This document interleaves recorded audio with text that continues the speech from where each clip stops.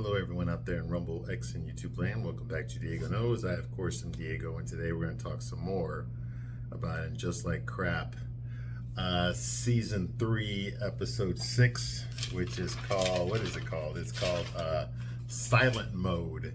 Okay, so I got to thinking about what does that title mean, Silent Mode? Well, obviously, it must have something to do with Lisa, because she had her phone on silent while she was flirting and working with Marion, her editor. Okay, while they were doing the documentary that she's been working on for 9 years on pioneering black female lesbians. Okay, so she turned her phone off because she kept getting bothered by this guy named Chauncey, who is running her husband's, Lisa's husband's campaign. He's trying to run for comptroller in New York. His campaign manager, his name is Chauncey. He's blowing up her phone, so she just can't be bothered with him. So she turns her phone off, or she puts it on silent, so that she can continue to flirt with Marion and work on the documentary and edit the documentary, right? Okay, so because she puts her phone on silent mode, that's the name of the episode. That's where it came from. There's a lot of other things that happen in this episode, okay, but yet the title Silent Mode comes from her putting her phone on silent, and it's not even the main story here. Okay, the main story here is Carrie and Aiden. All right, so Lisa is a new character. She was introduced in the first season of And Just Like Crap. Along with some other main characters like Shay and Naya, who amounted to nothing, by the way. But they kept Lisa around. Why? Why did they keep Lisa around? Okay, she serves no purpose on the show. They didn't need a black girl on Sex and the City. They sure as hell don't need one now. There's nothing racist about that. Okay, it's just if you notice, white people tend to hang out with white people. Okay, that's just the nature of the beast. Black people tend to hang out with black people. Okay, they don't have to, and not exclusively, no. Okay, but you're going to notice that. You're definitely going to notice that. All right. And the fact that it was mandated that every one of these women have a person of color as a best friend, okay, is ridiculous, and it's so obvious. So the only reason Lisa's here, okay, is because she's black. Okay, let's call a spade a spade. That's why she's on this show, okay, because she's black. Because we need to have black women on a show that's about white, upper class New Yorkers, okay? You need to have a black woman in there for some stupid reason, okay? To prove that they're not racist, okay? I doubt there's very many black women that watch this show. Definitely that didn't watch Sex and the City. I don't think there is. Whenever I talked to girls about this show back in the day, it was always white girls, okay? And no black girl I knew talked to me about the show or watched the show, as far as I know, okay? I'm not saying they're not out there. I'm just saying that I don't think that's really the demographic. I think the demographic of Sex and the City are a bunch of middle-aged, white women, college-educated white women, okay? Career girls, women that are trying to, make it in corporate America. Their career comes first, okay? They want to advance in their career. They don't want to advance in their belly and create babies. They want to advance in their career. They don't want to get married and settle down and take care of the house and raise the kids. None of that crap. They want their careers. Their careers come first. Okay? So that's the bread and butter of the show. It propagates that storyline there. That fantasy that a woman can have it all. She can be highly successful in her industry. She can be a high-powered executive. She can also be super filthy rich. She can be married and be a mom and handle all those things. And she can have her affairs and handle all those things like a boss bitch, because that's what she is. She's a queen. And men are just going to put up with her because men are superfluous. Okay, they need her more than she needs them. A woman needs a man like a fish needs a bicycle, right? Men are all useless, okay? That kind of thing, that's what the show propagates, that myth. Okay, unfortunately for you ladies out there that watch this show and that believe this, unfortunately, the real life, the life that's outside that door right there, outside the window, is not like this at all. Okay, it's not at all. Okay, So watching these shows basically portraying men as idiots, as cowards, okay, as evil jerks, okay, as sissy boys, okay, as insecure, okay, as stupid, okay. This is ridiculous. Okay, most men are not like this. Yes, you're gonna have yours every once in a while, just like there's plenty of those that are women too, but you ain't gonna see one of them on the show, okay. Those are few and far between. Most guys are average, just like most women are average. I know it sucks, right? It sucks to blow your bubble, but it's true. All right. But you know, this show is not going to deal with that. Okay, this show is going to deal with women being in power and how they dominate and subjugate all the men that are on the show. If they even tolerate men, there's plenty of women on the show that don't even tolerate men. They won't even allow a man to be in their presence. Okay, that's the kind of show this is. Okay, it's just misandry 101. Okay, the show was created during the time of COVID or right before COVID. Okay, you know, it's just a woke show. Okay, the show was created under a woman named Ann Sarnoff. Okay, if you don't know who that is, Ann Sarnoff was the head of all programming. Okay, at Warner Brothers / HBO Max. Okay, she was the head of all that. Okay, she's a feminist, a man-hating feminist. Okay, lived hard out the ass. Okay, hated Trump, all that, hate Republicans, hate men, okay, all those things, all pro-LGBTQ, pro-Black Lives Matter, even though she's white, all that kind of stuff, okay, that's what she is. And she wanted more woke stuff, more DEI, okay, more pride parades, more pride flags, more everything. That's who she is, okay, and she was the head of programming, okay, for Warner Brothers, HBO Max, and then all of a sudden Warner Brothers got bought out by Discovery. Okay, and they got a new guy in charge now. Okay, his name's David Zaslav. He's the head of Discovery. All right, and one of the first things he did is he fucking kicked Ann Sarnoff to the curb. All right, okay, and he's the reason that Warner has had to slow down. It's the reason they rebooted all the superheroes. There's no more like Henry Cavill as Superman. No more Jason Momoa as Aquaman. No more Ezra Miller as Flash or Ben Affleck as Batman. All that's gone now. He's the one that decided to reboot everything. Okay, and he fired all the previous executives. So all those people are all gone now, including Ann Sarnoff. Okay, so what does this show really have left? Okay, because Ann Sarnoff is gone, that means that the media, okay, a lot of it's self-reported. The media can't really praise the show anymore because they're not getting paid to praise it anymore. They're not getting that USAID money anymore, okay, to write pieces that praise the show, to give you a false sense of security as far as people loving the show. It's only those few people out there that are all bigots and sexist and racist, you know, and homophobic and transphobic, you know, all that stuff. It's only that few percentage of people that hate the show. Everyone else loves it, okay? When the truth is, the actual sexists and racists, okay, and heterophobics are the ones making the show. Okay? They're the ones that are actually writing this shit. They're producing this shit. They're putting this shit on TV for you to watch. They're the ones that are doing it. It's not us. We're just telling you we don't like it. We didn't cast anybody. We didn't write the stories. We just told you we don't like it. This is crap. This doesn't represent dating effectively. Okay? This is lollipop land. I know Sex and the City was also lollipop land, but at least Sex and the City, yes, it was misandrous too and all that kind of stuff. Okay? But it was entertaining. You could laugh. I laughed at Samantha. Samantha thought she was a fucking 10. She thought she was the queen of sex, and I laughed at that because it was funny because clearly Kim Cattrall in her mid-40s and early 50s was not. Okay, nowhere near a 10.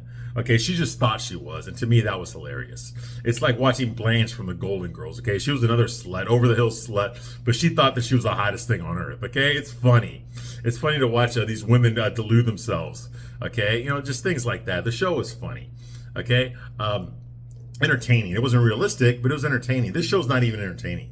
Okay, this is just hate watching. This is just a load of crap. This is nothing but Black Lives Matter and pride parades. That's all this show is. Okay, the men are all treated like crap. Okay, there's no real men on the show. All the men are closeted homosexuals. Okay, even like the character of Aiden. Aiden was a good guy. I remember women felt sorry for Aiden when Carrie was screwing around on him. Okay, when Carrie broke his heart twice. Back in the day, back on Sex and the City. Okay, I remember talking to women about this show, and they felt sorry for Aiden. Oh, damn it, you know, Aiden deserves a better girl than Carrie. And I couldn't believe they were sticking up for Aiden, and Carrie's the main character. Usually they're always on Carrie's side, but in this case, I remember the women telling me that Carrie, like, she fucked that one up big time. Like, I remember hearing that from most women. And I thought that was cool. Thank God there's some good women out there that realize that the girl is not always right. Sometimes the girl's the one that fucked it up, you know? Because it's so hard to get a woman to admit accountability for anything that she did wrong, okay, in real life, okay? It's so fucking rare, and it doesn't even exist on the show. The women don't do anything wrong on the show. It's only the men that fuck up, okay? You know, that's the whole fucking narrative that they propagate. Okay, but I remember women being felony sorry for Aiden's character. And I didn't feel sorry for Aiden. I thought he was a pussy. I thought he was a simp, okay, and a cuck, and he deserved it. He's like Will Smith, only before Will Smith. Okay, he forgave her right away for fucking him over twice. You know, I mean, this is ridiculous. What kind of guy would do that? Ain't no guy with any self-respect would do that. would trust her again. This is ridiculous, okay? But of course, the show is written by gay guys, so of course he's gonna, the straight guy is gonna be all trusting and forgiving, and I didn't believe it back then. Why the fuck would a guy like this get back with Carrie some 25 years later? This makes no sense. This is a stupid idea, stupid storyline. There's no drama here because it's not plausible. Okay, they're gonna be separated for 5 years? Are you out of your freaking mind? Okay, Carrie's not gonna wait for anyone for 5 years. That's ridiculous. Especially not a guy that she's cheated on before in the past. I mean, this is dumb. And no guy's going to wait for her. No guy's going to give her this story, this ultimatum here. Are you out of your freaking mind? And then he's worried. He's worried that Carrie's going to dump him or something. Are you crazy? What the fuck are you even doing with her? This is not going to... You can't find a piece of ass in Virginia? Are you that hard up over the girl that fucked you over twice? Twice? This is not a real man. No real guy would ever, no man with any sort of self-respect would ever put up with this shit. Okay? No freaking way. Okay, the only guy that would put up with this crap is like some guy who's like 43 years old and works at McDonald's and lives in his mom's basement, okay? On a steady diet of fucking Cheetos and Hot Pockets, okay? And RC Cola, okay? That guy is gonna beg the woman that cheated on him to take him back. That guy is gonna do whatever he can to win her back, okay? And give her all the chances she needs. Okay, because he knows that he can't get pussy without her. Like, you see what I mean? That's the kind of a pathetic guy. Okay, Aiden is pathetic, but he's not supposed to be. Christ, he's fucking rich. He has a beautiful fucking house in the country. He's very successful. He doesn't even fucking need to work anymore. Okay, this is dumb.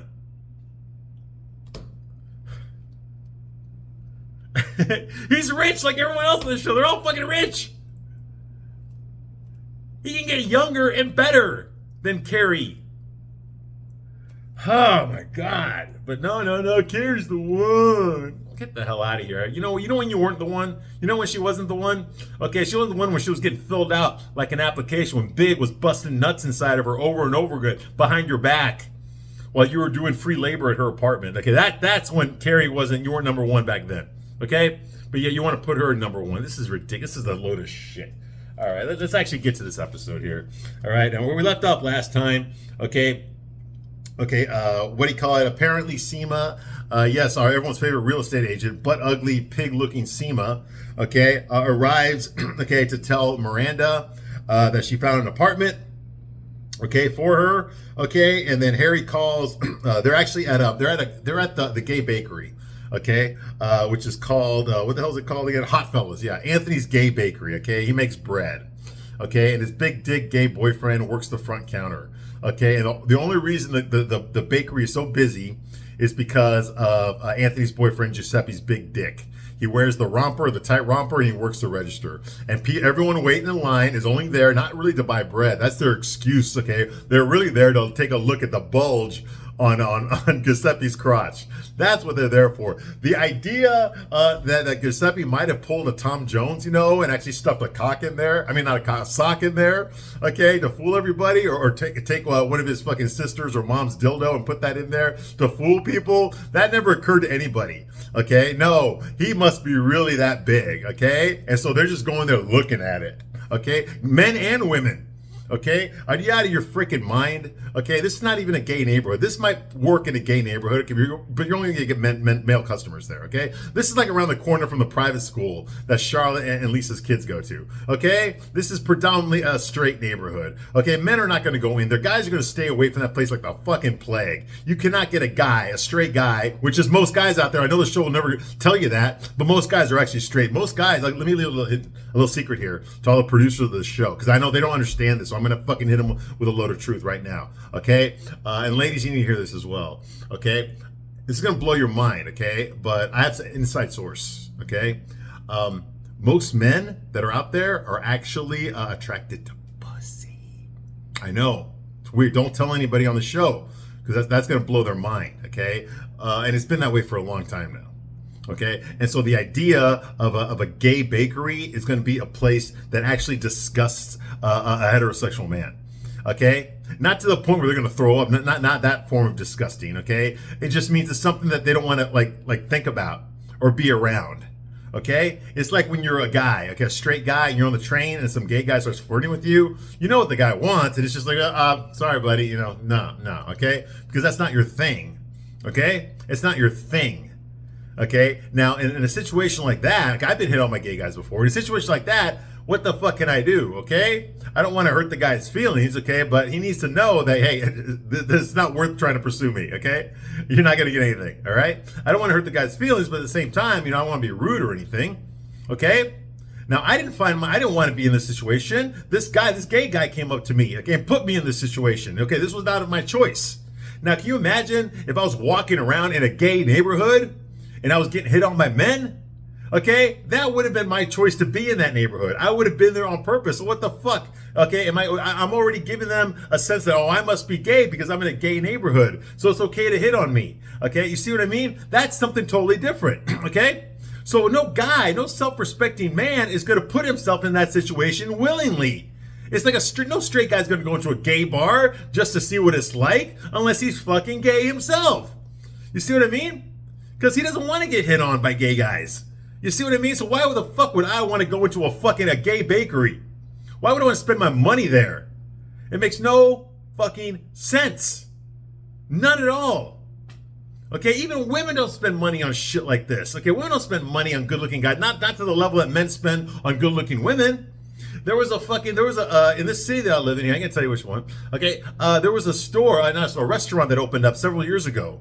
Okay, it was basically the male version of Hooters. The male version of Hooters. So the guys were the ones that were dressed all skimpy and they're all buff and ripped and shit like the guys in this bakery, right?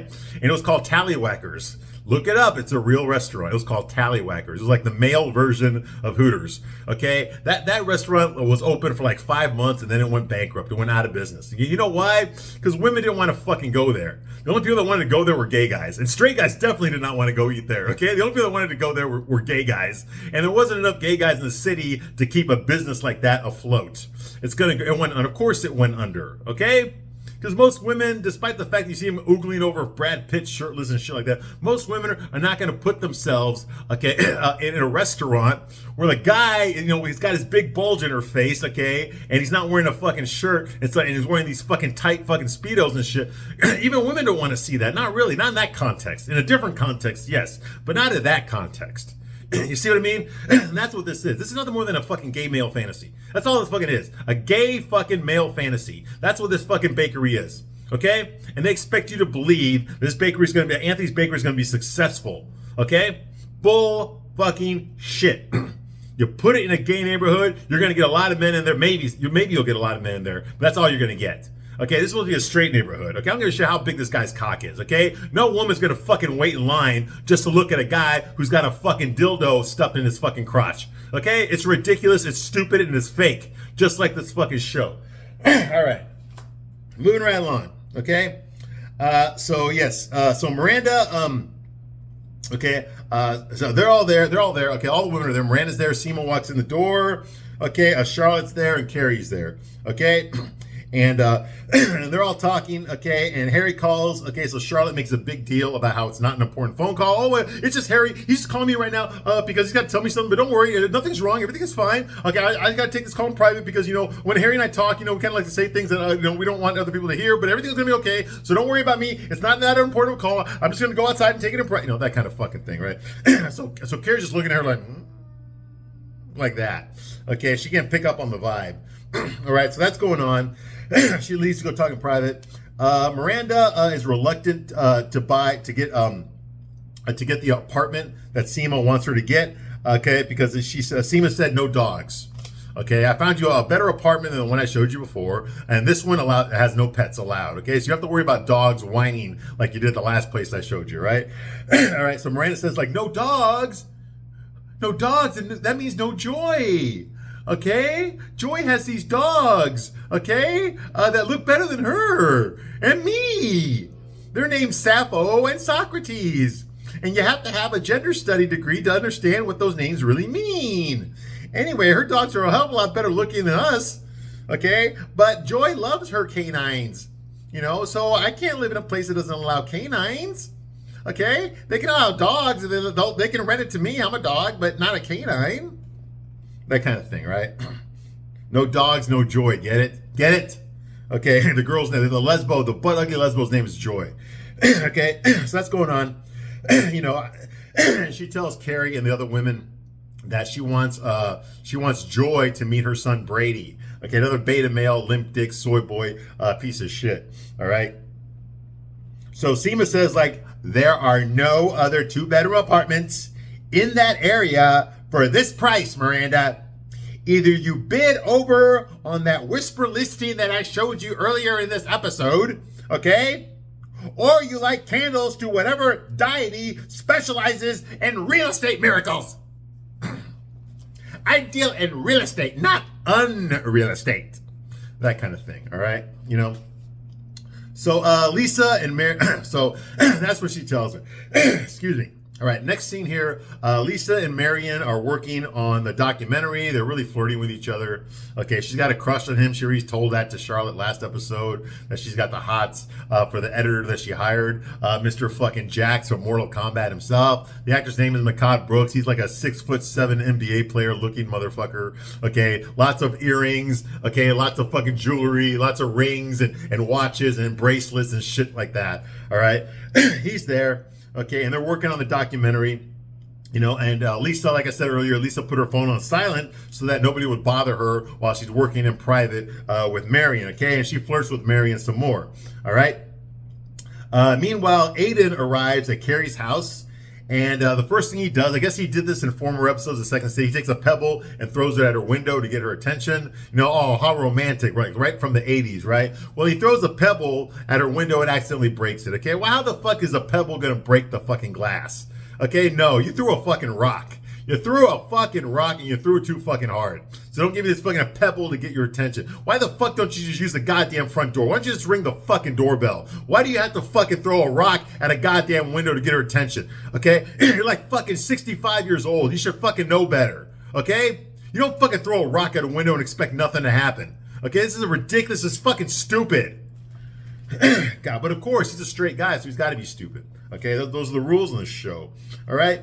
Anyway, so that's going on. Okay, he smashes one of her windows. Okay, you know, because he's too fucking stupid to fucking knock on the door. Okay, or to ring the doorbell. Okay. Now, once he gets inside, he cleans up the glass with his bare hands, and Carrie's standing there all upset in her robe, you know, barefoot and stuff, you know, and he's really pissed off about breaking the glass. She points out that Carrie's not wearing shoes. Okay, and Carrie tells him that's because she doesn't want to make noise for the downstairs neighbor, Duncan. Okay, when she walks around in her stilettos for no reason at all, it pisses him off, and his body double can't get any sleep. Okay, so Carrie says, like, you know, that glass you just broke, Aiden, is really old, delicate, wavy, and it makes rainbows when the sun hits it, okay? It survived the draft riots of 63, and I mean 1863. Okay, not 1963, okay? It survived all those things, okay? Like, what the fuck, man? Seriously, okay? A glass that survived that long and it breaks when you throw a little rock at it? Are you out of your fucking mind? Okay, how about when there's a fucking hurricane? You're gonna tell me all that glass is still intact? Get the fuck out of here. This is bullshit. It's not realistic at all, okay? Everyone has to change their fucking furniture at some point. Nothing lasts forever.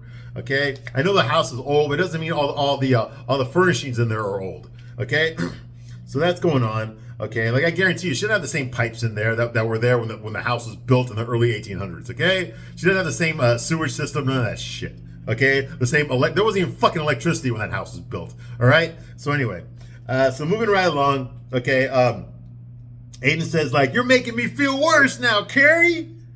I'll find you a fucking glass, all right, Carrie? I'll find you another fucking glass door, okay? Why does nothing ever go my way? Yeah, so he's feeling sorry for himself now, like the bitch that he is. Okay, he explains to Carrie that Wyatt refused to get on the plane. Wyatt was supposed to go to fucking Wyoming for a week. That's the only reason Aiden is here right now, is because they put him in some fucking camp or something. They took him to the airport and put him on a plane to Wyoming for 1 week. That's why he's in town. That's why he's in Manhattan. Okay, but Wyatt, of course, with his ADHD and his general assholeness, did not want to get on the plane. Okay, so it was a chore for him to get him on there. Okay, so he and Kathy made him get on the plane. Okay, oh, Kathy was there. Ooh, that's gonna come back. All right, now Kathy is Aiden's ex-wife. Okay, Okay, the mother of his children. Okay, so she started crying and feeling sorry for themselves. Okay, she tells Carrie, don't feel sorry for him and to put some shoes on. Okay, that's what he tells her. Okay, now this is a bullshit relationship. Okay, complete bullshit. Okay, I've been with married women. Okay, that didn't have this many hurdles. Okay, that did not have this many hurdles to overcome in order to be together. Okay, this is ridiculous. Okay, they're not even married; they're boyfriend and girlfriend, but they live fucking hundreds of miles away from each other. She lives in this old fucking historical house. Okay, all by herself with no fucking furniture. Okay, and he lives in Wyoming on a fucking farm. Okay, with his 3 sons, with 2 of his sons. Okay, one of them's got ADHD and is a big pain in the ass.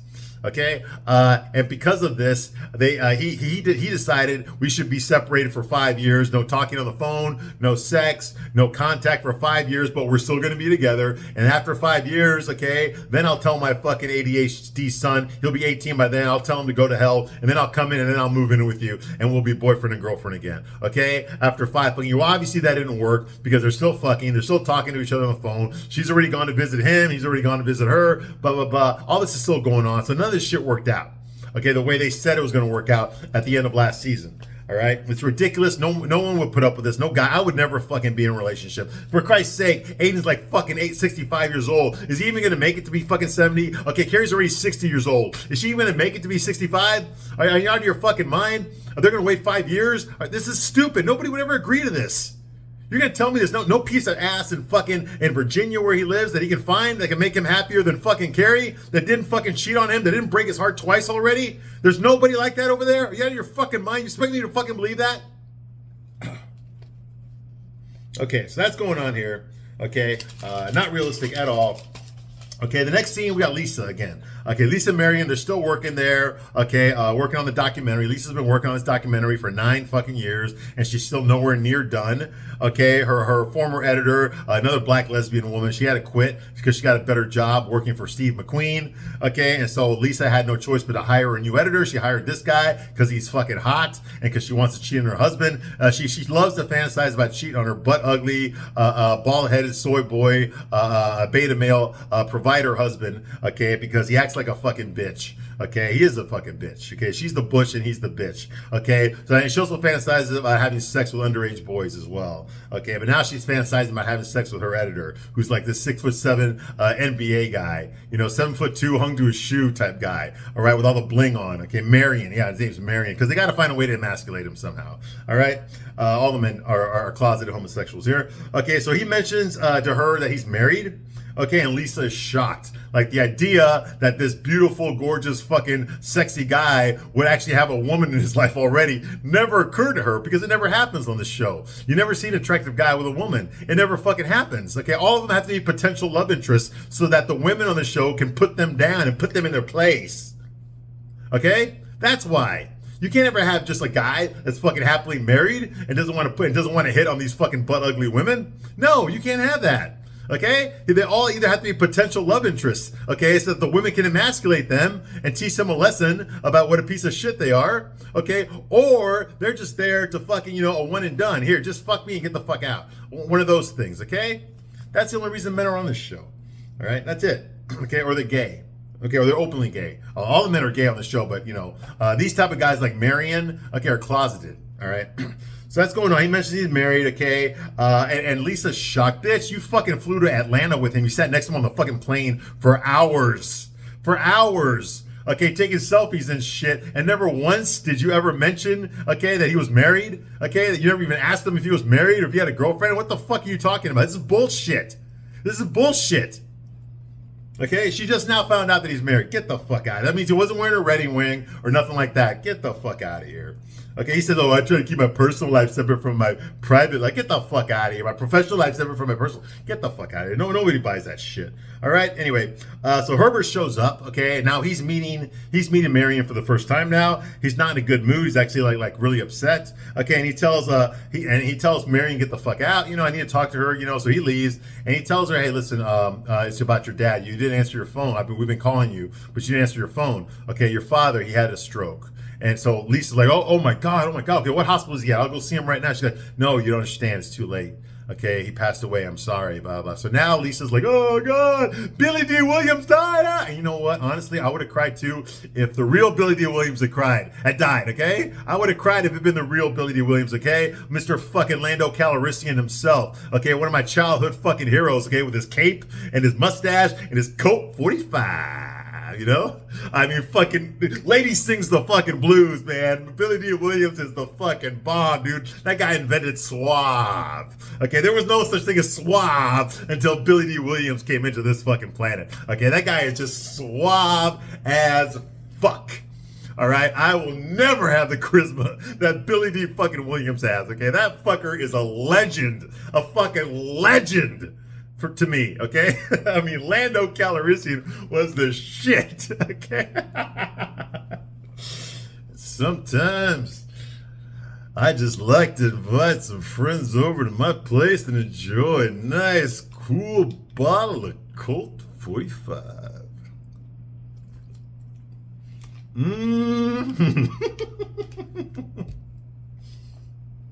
I'm sorry, Billy D. If you're watching this, I'm sorry. I cannot do you justice. I cannot, all right?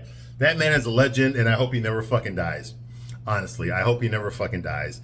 And it's really pissed me off that his character died on the show because we only saw him in one episode last season, okay? And I thought it was great casting, okay? Oh, the legend Billy D. Williams is going to play Lisa Todd's fucking dad, and I thought that was awesome, okay, because I didn't like any of the characters on the show, but the one thing I did like about Lisa was her dad, okay, the legendary Billy D. Williams, and I was always kind of hoping that they would bring him back for another episode, you know, just to show up or something, you know, and they never did, and now he's dead, so they're not going to, okay, so they're not going to bring back Billy D. Williams. All we get is a little fucking picture online of him, okay, which is dumb. Okay, this is fucking Lando Calrissian, for Christ's sake, okay? This is fucking Lando. Ugh. You know, I was really looking forward to seeing Billy D. Williams on the show again. Okay?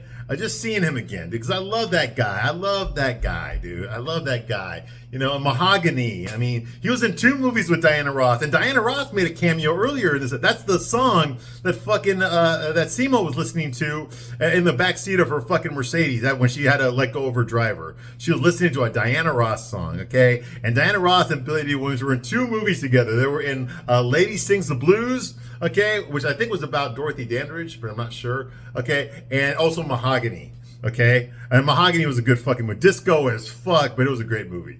It was a great fucking movie. I love Billy D. Williams in that. And maybe if you do that, I think you can win back your man. Oh my God, that guy just fucking oodles of fucking charisma, man. Like I've studied Billy D. Williams, and now he's fucking dead. Okay. Like, I learned how to talk to women by watching Billy D. Williams. Okay? And now he's fucking dead. So, of course, just more disrespect for the straight guys. Okay? So, that's going on here. Okay? Yes. His character's name on the show is Lawrence Todd. Okay? And his daughter, obviously, is Lisa. Okay? Okay, so that happens, okay? Lisa gets home. She's got this big fucking huge walk-in closet that only has room for her shit and nobody else's. She has her own laptop in there. She has her own little desk in there and stuff. Okay, she mopes around in her African parachute outfit. Yeah, she's wearing a fucking parachute with a bunch of African signs on it. That's what she's wearing in this episode, okay? She's moping around her closet, okay? And she calls Charlotte and lets Charlotte know that her father died, you know? And she's like, oh, but I know he's almost 90, but the doctor told me that he's supposed to be healthy. Well, he's fucking almost 90. What the fuck do you expect? He's lucky to have lived this long, you know? And she blames herself for turning her phone off. Okay, when people were calling her about her dad, she had her phone off, so she didn't know. So she blames herself for that. Okay, she looks online, and there it is. There's the one picture of Billy D. Williams. He plays Lawrence Todd. Okay, and his assistant, Lucille Highwater, I guess was his assistant, and she already set up a friggin' funeral page. She's already planned out the entire funeral for this guy.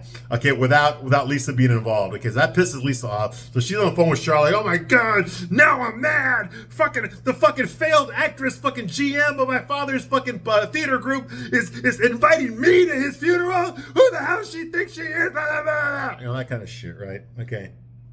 Because I mean, Lisa is Lawrence's only child, so she should be in charge of her father's funeral. But no, Okay, one of his employees is running the show, and that pisses off Lisa. Okay, so that's going on here. Okay, so she's pissed off. Next scene, Charlotte interrupts Harry. Okay, while he's trying to watch the Mets game. He's just sitting in his living room by himself. The kids aren't there. His two lesbian daughters aren't fucking there. Okay, so he's just trying to watch the game by himself. You know, the Mets playing. I'm a fucking White Sox fan. Okay, but he's trying to watch the Mets. Okay, so good. I feel sorry for him because they're not that fucking good. Okay, and of course that's when Charlotte walks in the room and tries to interrupt him, all sad. Oh, Harry, we need to talk. He's like, what, sweetheart? I'm trying to watch the game. You know, like, don't bother a man when he's watching the game, okay? If it's not like somebody in your immediate family died, leave him fucking alone. Wait till the fucking commercial. Bother him during the fucking commercial, okay? This is like the bottom of the ninth or something, okay? He's watching here. And you fucked with it. You fucked with it, okay? Jesus Christ, man. Have a little bit of fucking respect for your goddamn husband. He's the one that paid for that fucking TV. He paid for those fucking clothes you're wearing. But she wants to interrupt him while he's watching the fucking game. Get the fuck out of here. Anyway, so yeah, that's going on here, okay? And she tells him about Lisa's father's death. He doesn't really give a shit. He's like, oh, well, send her my condolences then, okay? The guy was like, what, 90 years old or something, you know, that kind of thing. So it's not like it wasn't expected, okay? Okay? And he's annoyed with Charlotte because he's missing the game. She's sitting right in front of him, okay? And he's got to look past her head to see the game, okay? So that's going on. Okay, Charlotte says, like, that is a game, and this is life. And we got to be here for every moment. She's acting like she's the one that got diagnosed with prostate cancer and not him. Okay, she's taking it all like, is this happening to her? At no point does she ever fucking, oh my God, this is happening to my husband. Okay, this terrible thing is happening to my husband. No, it's happening to me. I'm the real victim here. If my husband dies, how am I going to pay for all this shit? That's basically what's happening here. All right. Charlotte was always a gold digger, always. All right. So that's going on here. He tries to calm her down. He has to calm her down. He's the one with the fucking prostate cancer, and he has to calm her down. Okay. And ask her, hey, listen, sweetie, I want my Pollyanna back. Please, I want my Pollyanna back, okay? And the reason he said that is because there was a movie in 1960 starring Haley Mills where she played this little girl named Pollyanna who was very optimistic, very vivacious, always looking at the bright side of things, giving people confidence, praising compliments to people, all that kind of stuff, okay? Very pragmatic. Okay, she was like this pixie girl that just everybody just felt better when she walked in the room, that kind of thing. Okay, and that's what he wants his wife to be, more like that. Be very optimistic, okay, and smiling. Everything's gonna be okay, and you're wonderful. This is fine. We'll beat it. No problem. He wants her to be optimistic like that. She's not. She's just crying about fucking everything. All right, and she says, "I love you." He's like, "Hey, I love you too, Polly." Okay, but right now I'm trying to watch the fucking game now. There's a little bit of Harry acting like a man. He never really acts like a man at all. Okay, he's a pussy boy, soy boy, bald-headed, limp dick motherfucker, literally. And his dick don't work. Okay, who gets bossed around by his wife, gets bossed around by his fucking kids. Okay, he has no self-esteem, no backbone at all. Okay, but the one thing he likes to do, okay, is just let him watch the fucking game. He likes baseball. Okay, God, can he have one fucking thing in the house that he fucking paid for? Is there one fucking thing he can have and be left alone? Is this goddamn fucking baseball? Okay, I guess that's too much to fucking ask in his own fucking house. Okay, everyone else in the house gets what they fucking want from him. Except for him, all right? Anyway, next scene, Aiden is shopping online for vintage French windows. He wants to take a truck. He wants to go trucking to Pennsylvania tomorrow to get one. All Carrie wants to do is to get him in bed so they can fuck. Okay, because it's the middle of the night. He's like, come on, come to bed. Come on. He's like, no. This is like, Harry, I got to find this window frame. I can find it, okay? Look at all these I found here online. I just got to go to Pennsylvania. I just rent a truck, It'll take us 2.5 hours to get there. No big deal, I'm sure they'll have something. And she's like, no, come on. It's no big deal. Let's just go. He's like, no, I broke it. I broke the glass. I got to fix it. That kind of thing. So he's like, well, come back in 5 minutes. Okay, 5 minutes. I'll be there in 5 minutes. And he stays on the computer, and of course, he does not come back. All right? He does not come back, He's like, he's like, I gotta go search for the rainbow. You're in the fucking rainbow right now, bitch. Okay, but Carrie has, she has tea time at Tiffany's tomorrow, so she can't go with him to Pennsylvania. That's why she doesn't want to go. Okay, she wants him to come to bed, but he's determined to fix this because he broke it. Okay, 5 minutes is what they say, but of course it's gonna be longer than that. Okay, the next scene, next morning, Aiden is gone. She wakes up. Aiden left a little sticky note on the window in the bathroom saying that he went to Pennsylvania and that he'll see her later. Okay, so she's all pissed off now. And she opens up the medicine cabinet and grabs her Tums. Remember Tums? Tum. Her antacid medication. She needs to take some and now she's running low. Uh-oh. Ooh. She's running low on Tums. Okay, so Aiden did not do what she wanted him to do. She wanted him to get off the fucking computer, come to bed, and fuck the shit out of her. But instead of that, what did he do? Okay, he rented a fucking truck and drove straight to fucking Pennsylvania to get the fucking glass window frame that he broke. Okay, to replace the one that he broke. All right.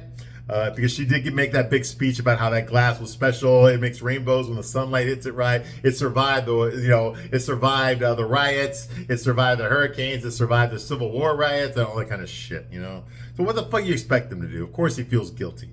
Okay. Now I don't agree with him getting up and going like that. He should have spent the night with her. He should have just fucked her. And then after the both of you woke up, then while she went to her tea time, then he went to fucking Pennsylvania. That's realistically what should have happened. But the show's not going to go there because only a straight man would ever fucking think of that. And there's no straight guys involved in the making of this fucking show. Okay. So we got to add drama. We got to make drama where there's no need for drama. Okay. I'm pissed off now. Okay. I'm going to stop my review right there, but I'll be back shortly to continue my review of this piece of shit show. I thank you very much for watching. I'll see you soon on the next one. Bye.